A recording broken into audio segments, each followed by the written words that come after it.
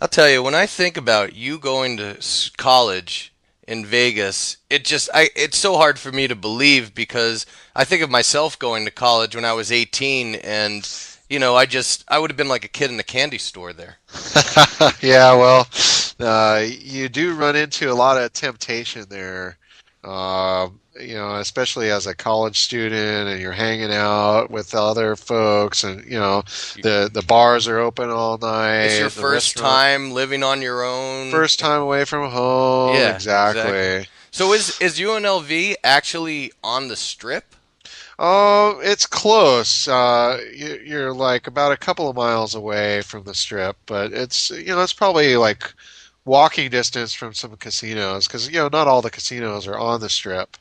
Oh my gosh. Some of them are off the strip, and there's even like bars where they have like video poker and On blackjack, campus? like right across the street. Oh man, you know that they just want to entice the students to come out and gamble. Oh yeah, and some people, they have a problem or whatever, or they get caught up in the moment and they just start gambling and then they lose and then they start hitting the ATM and losing some more, trying to win it back. And It's an ugly cycle. I had a couple of good friends who, man, they just kind of threw their lives away almost just gambling all the time. Wait, did they gamble? Were they gamblers before they arrived in town, or?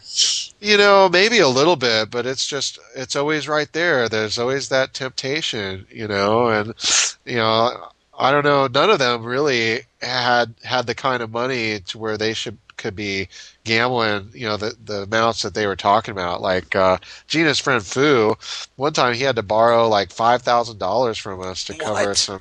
Yeah, yeah, he had gambled away some money off his mom's credit card. Oh man, did she find out?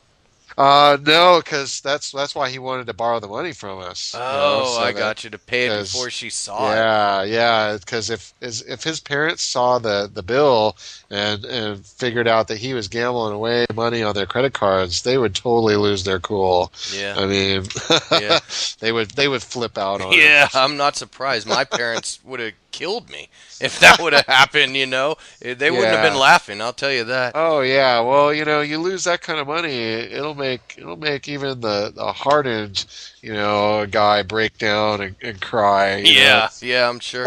It's no fun, man. That's why, I never really got into gambling that much. I did like they flew me out there for my recruiting trip Wait, to wait, be on recruiting the trip. diving team. Yeah, I was on the diving team there at Oh, at the UNLV. college? Yeah, springboard diving. Wait, you mean like what we see in the Olympics? Yep.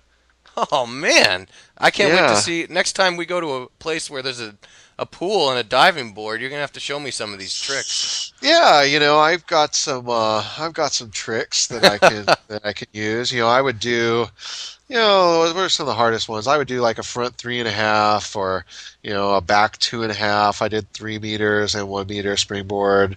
We did practices, so I didn't really get the chance to gamble that much because after classes, I would have to go to diving practice and bang out my dives. Yeah, So, yeah. I mean, I would just imagine though, since you're actually there, it's like when in Rome. Like you're gonna start gambling. yeah, and for a lot of people, it's just a quarter here or there. Like, you got to do your laundry, so you pop a quarter in the machine as you walk by, Oh, and, they and have if them at you the win, laundromat too. oh yeah, at the 7-Elevens. I mean, Oh man, my gosh. It's just like no matter where you go, there's gambling round the clock.